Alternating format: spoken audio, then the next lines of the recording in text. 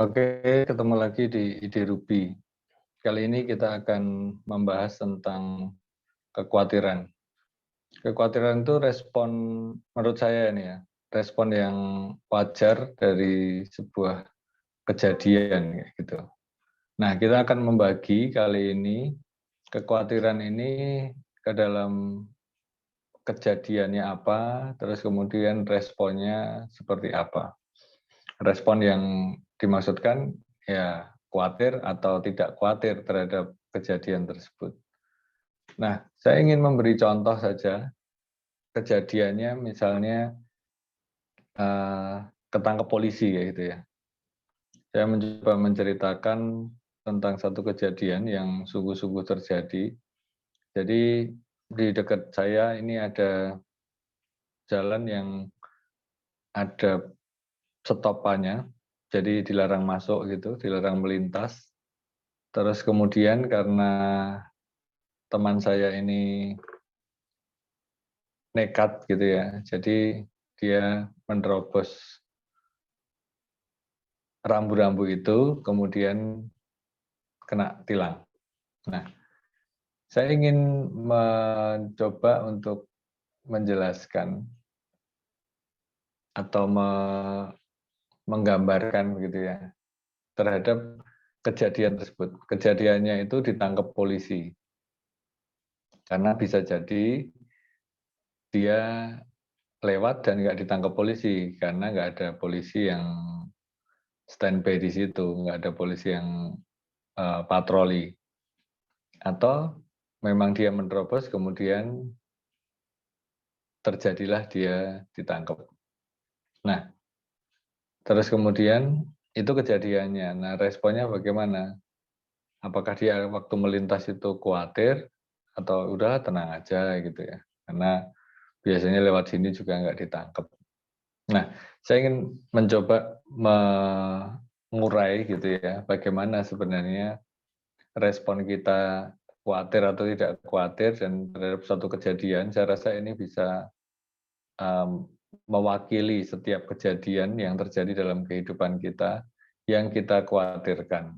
Nah, saat kejadian yang dikhawatirkan itu ternyata terjadi, mungkin yang terjadi adalah kita menjadi kecewa gitu ya. Maksud saya gini, kalau contoh teman saya yang ketangkep polisi tadi ya, kalau misalnya responnya dia adalah, wah saya lewat sini atau enggak ya, saat dia sudah khawatir, jangan-jangan saya ditangkap.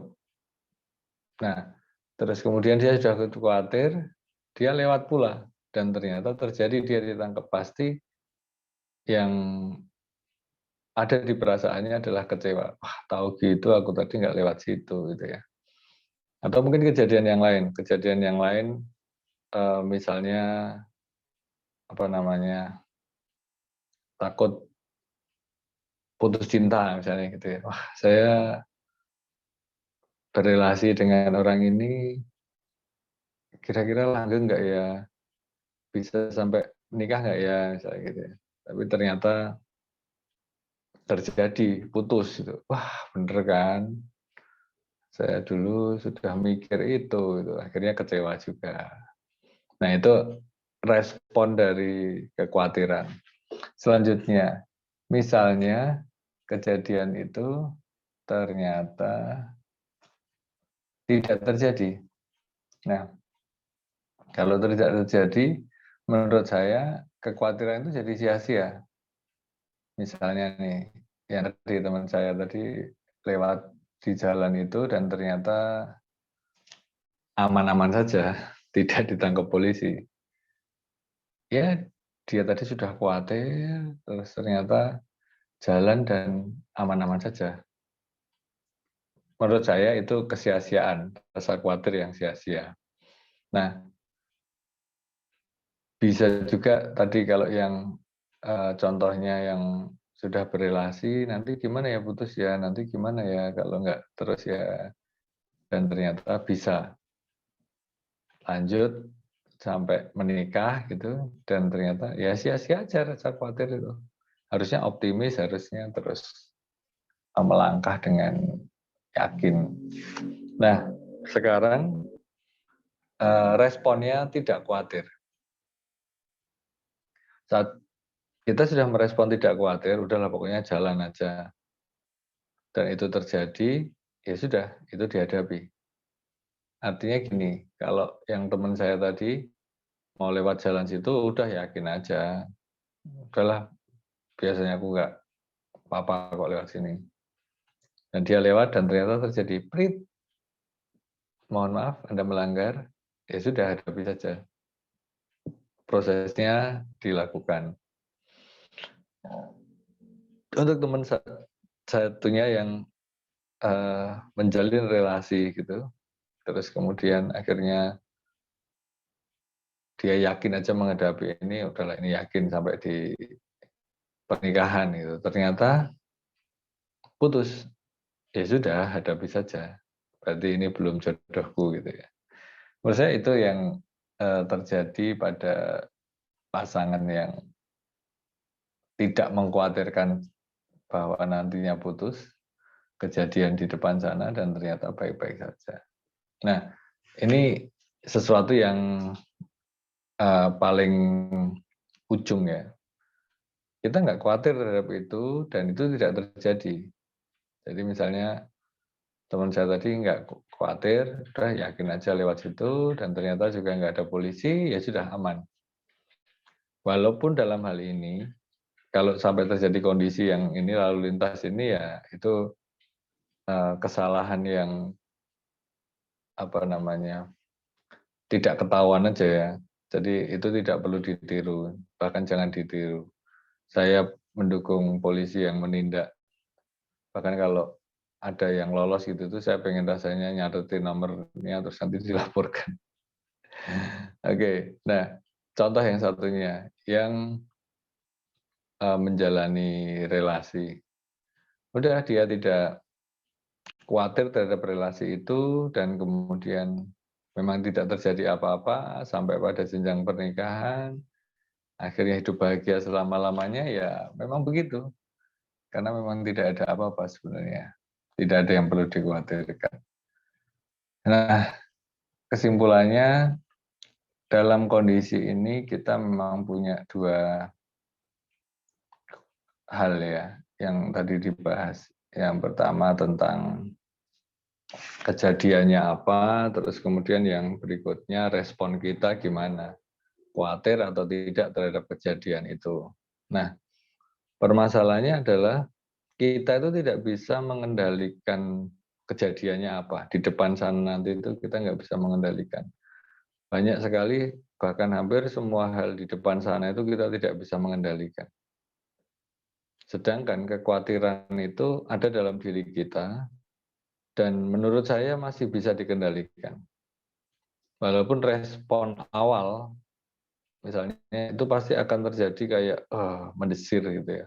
Teman saya yang lain rasa khawatir itu rasanya jatuh tempo serasa jatuh cinta gitu ya. Jadi desirannya itu sangat kuat. Nah, tapi itu bisa dikendalikan menurut saya. Dan memang harus dikendalikan kalau memang itu satu bentuk kekhawatiran. Kenapa bentuk kekhawatiran itu harus dikendalikan? Jadi menurut saya dalam segala hal ini sangat ideal itu ya. Saya pun juga seringkali merasakan desiran-desiran itu, tapi memang itu harus dikendalikan.